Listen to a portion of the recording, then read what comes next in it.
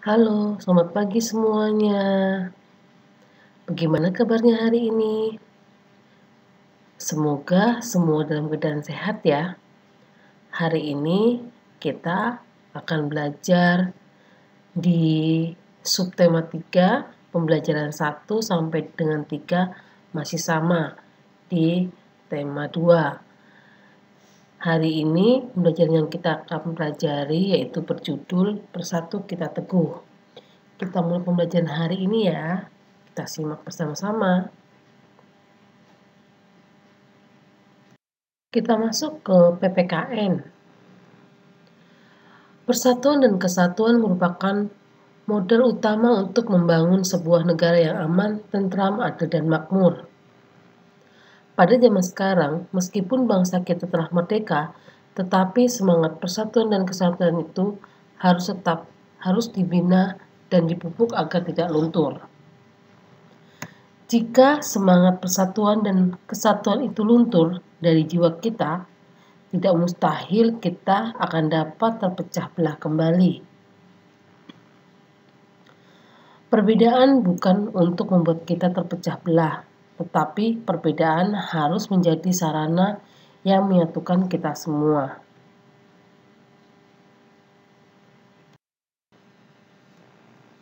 Kemerdekaan bangsa Indonesia diperoleh dengan perjuangan dan pengorbanan para pahlawan yang disertai semangat persatuan dan kesatuan.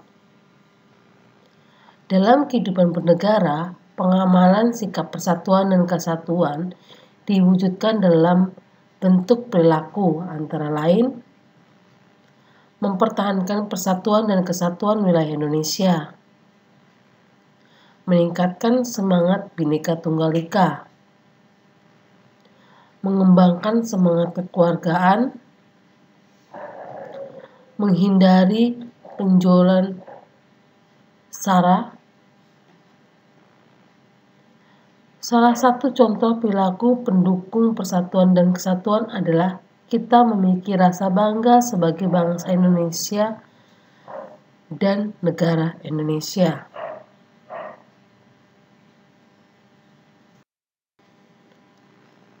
Bentuk dari rasa bangga terhadap bangsa dan negara diwujudkan dengan sikap mencintai dan menggunakan produk dalam negeri. Ikrar Kesepakatan Pemuda diwujudkan dalam sumpah yang dicetuskan pada tanggal 28 Oktober 1928. Kongres Pemuda pertama berlangsung di Jakarta, yaitu pada tanggal 30 April sampai dengan 2 Mei 1926. Kongres Pemuda kedua berlangsung di Jakarta pada tanggal 27 sampai 28 Oktober 1928. Lalu pusat penyelenggaraannya di Gedung Indes Club di Jalan Kramat Raya 106.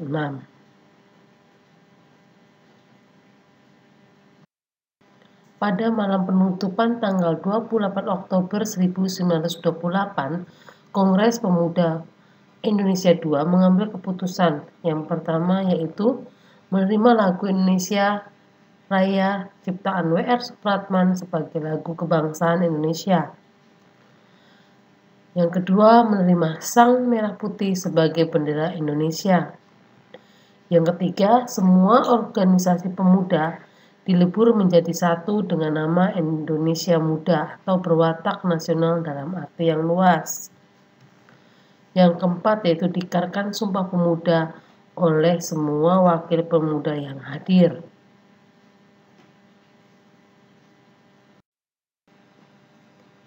Isi Sumpah Pemuda. Yang pertama, kami putra dan putri Indonesia mengaku bertumpah darah yang satu, tanah air Indonesia. Kami putra dan putri Indonesia mengaku berbangsa yang satu, bangsa Indonesia. Kami putra dan putri Indonesia menjunjung bahasa persatuan, bahasa Indonesia.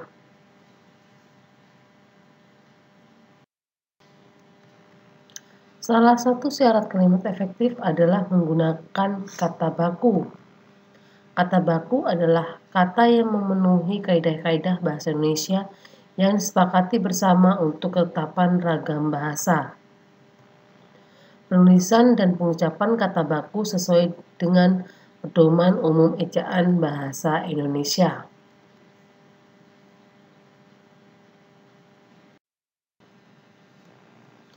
Kemerdekaan bangsa Indonesia diperoleh dengan perjuangan dan pengorbanan para pahlawan yang disertai semangat persatuan dan kesatuan.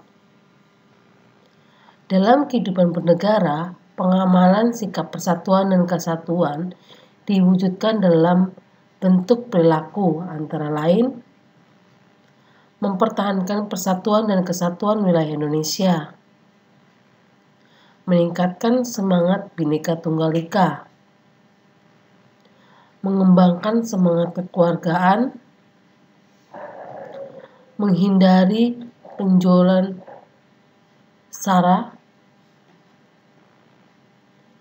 Salah satu contoh perilaku pendukung persatuan dan kesatuan adalah kita memiliki rasa bangga sebagai bangsa Indonesia dan negara Indonesia.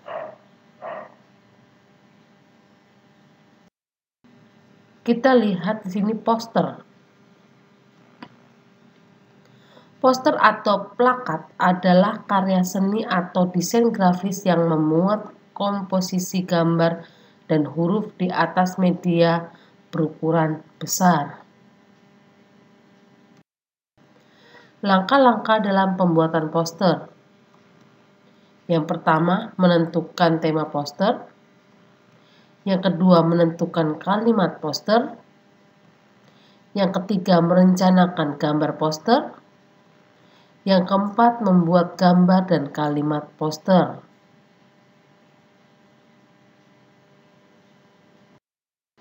Tujuan dibuatnya poster adalah yang pertama adalah untuk iklan. Yang kedua, untuk pendidikan. Yang ketiga, propaganda. Yang keempat, sosialisasi. Yang kelima, dekorasi.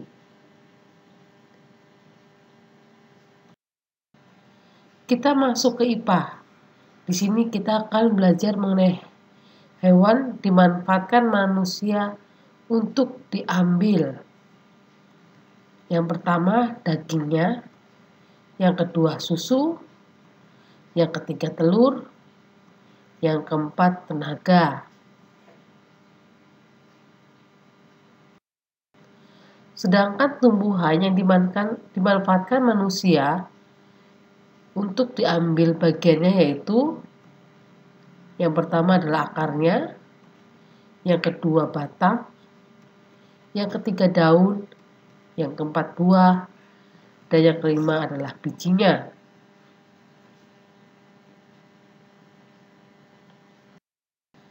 Kita lihat manfaat tumbuhan bagi manusia, yaitu pertama yaitu sebagai bahan makanan, contohnya bagian dari daun, yaitu bayam, kangkung, dan lain-lain. Yang kedua yaitu sebagai bahan sandang, contohnya kapas, untuk membuat kain katun. Yang ketiga sebagai bahan bangunan, contohnya pohon jati, pohon mauni, dan lain-lain. Yang keempat sebagai bahan obat-obatan, contohnya daun sirih untuk obat gatal, akar alang-alang untuk obat panas dalam, kulit batang kina untuk obat malaria, daun kumis kucing untuk obat batu ginjal.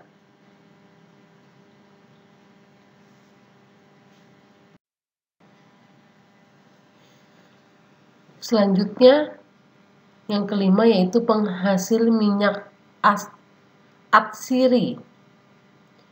Di sini contohnya untuk industri parfum, kosmetik, pewangi, dan penguat rasa makanan. Yang keenam sebagai bahan baku industri. Contohnya adalah getah karet untuk membuat ban, getah pinus untuk membuat terpentin dalam industri cat, Lalu kelapa sawit untuk membuat minyak goreng. Selanjutnya yaitu sebagai bahan pewarna alami, contohnya kunyit, daun pandan, wortel, dan cabai. Lalu sebagai penyedap rasa, contohnya adalah lada, pala, cengkeh, serai, dan jahe.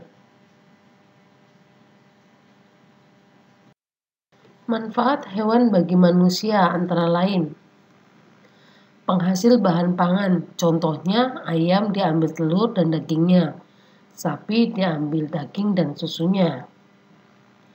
Lalu sebagai penghasil bahan sandang,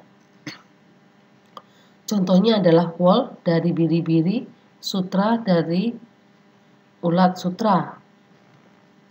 Lalu sebagai bahan obat-obatan, contohnya ular dan kalajengking diambil bisanya, cacing untuk pengobatan.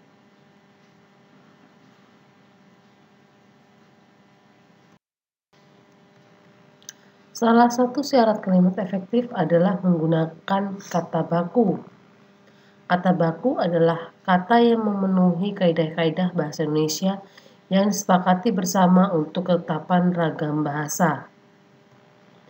Penulisan dan pengucapan kata baku sesuai dengan pedoman umum ejaan bahasa Indonesia.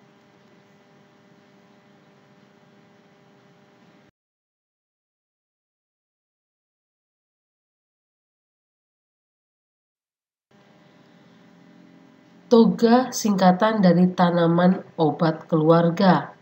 Tanaman obat keluarga adalah sebidang tanah untuk membudidayakan tanaman obat dalam rangka memenuhi kebutuhan keluarga akan obat-obatan. Manfaat dari tanaman obat antara lain, yang pertama aman bagi kesehatan karena yang digunakan merupakan tanaman alami. Yang kedua, lebih menghemat biaya karena mudah didapat. Yang ketiga, dapat dibuat menjadi obat herbal. Yang keempat, membuat orang yang memilikinya pintar dalam hal pemanfaatan tanaman obat. Yang kelima, sarana memperbaiki status gizi masyarakat. Yang keenam, sarana untuk melestarikan alam karena merupakan tanaman khas Indonesia. Yang ketujuh, sarana penyebaran gerakan penghijauan, pengembangan, dan penyebarluasan. Yang kedelapan, yaitu sarana keindahan karena dapat memperindah perkarangan.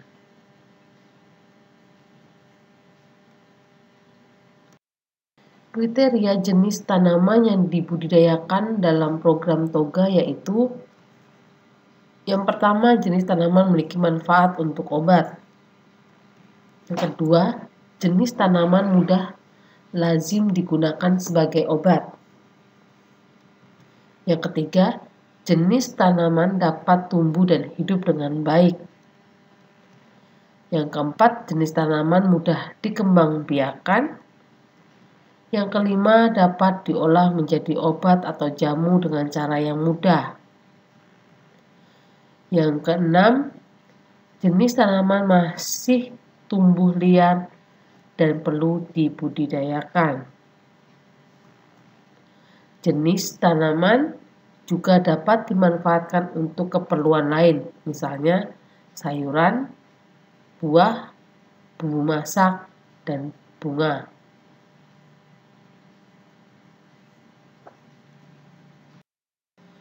Contoh tanaman obat keluarga dan manfaatnya. Yang pertama, contohnya adalah lidah buaya, yaitu sebagai tanaman penyubur rambut dan dapat digunakan juga untuk meredakan batuk. Yang kedua ada mengkudu atau pace, biasanya digunakan untuk meredakan osteoporosis. Sedangkan jambu biji biasanya daunnya dapat digunakan untuk obat diare dan untuk mencegah penyakit demam berdarah. Yang keempat, di sini ada daun sirih. Biasanya digunakan untuk menghentikan peredaran darah saat mimisan.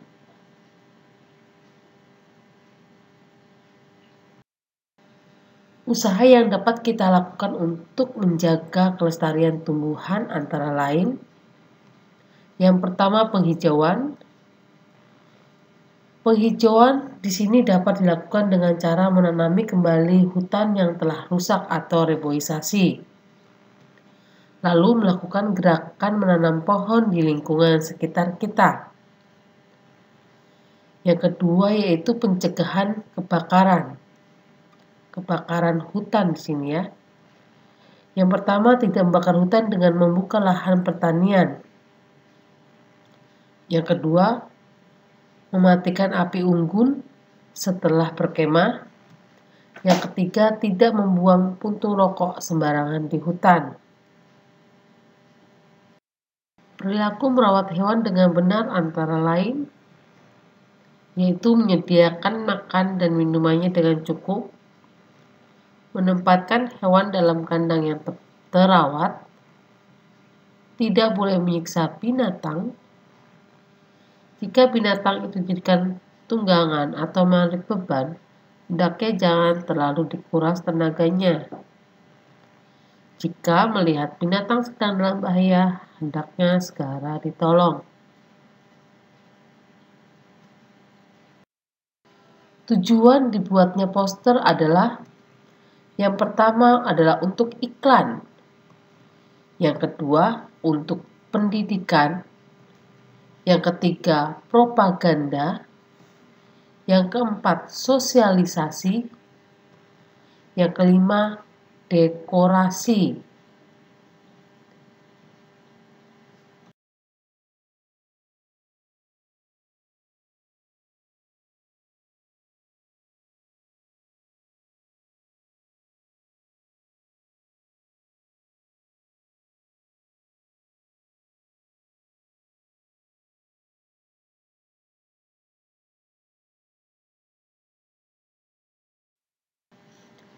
Yang kedelapan merupakan sumber tertib hukum nasional yang mengandung makna berakhirnya hukum kolonial dan digantikan dengan kata hukum nasional, memberikan arah dan kewenangan bagi bangsa Indonesia untuk menuju masyarakat yang sejahtera.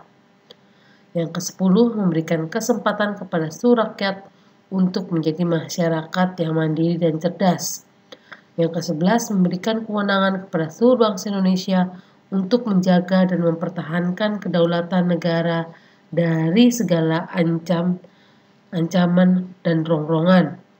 Sedangkan yang ke-12 merupakan alat hukum internasional untuk bangsa Indonesia dalam melakukan hubungan dan kerjasama internasional.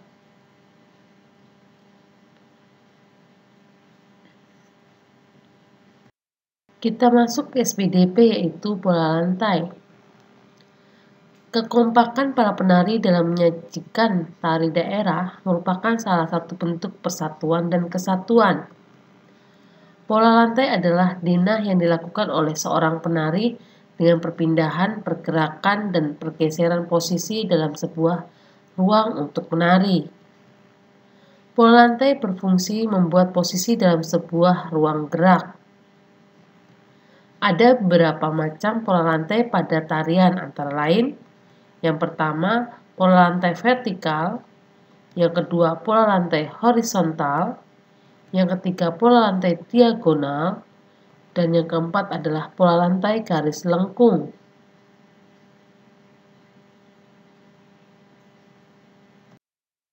Berdasarkan bentuk penyajiannya, tari Nusantara dikelompokkan menjadi 3 kategori, yaitu yang pertama tari tunggal adalah tarian yang diciptakan untuk ditarikan oleh satu orang. Contohnya adalah tari Tarunajaya, Klana, Panji Semirang, dan Grema. Yang kedua yaitu tari berpasangan adalah suatu tarian yang ditarikan secara berpasangan oleh 2 orang.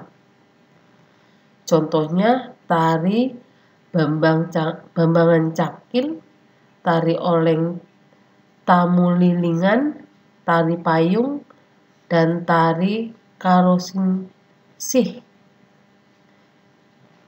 Yang ketiga, tari kelompok adalah suatu tarian yang dibawakan oleh 3 orang atau lebih penari secara saling mengisi.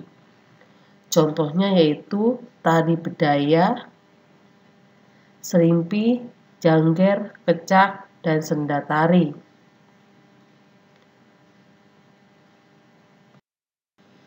Terima kasih kalian sudah menyimak materi hari ini. Semoga bermanfaat untuk kalian. Catat materi yang menurut kalian penting untuk dipelajari untuk penilaian. Terima kasih. Sampai berjumpa kembali dengan Memdani di hari berikutnya.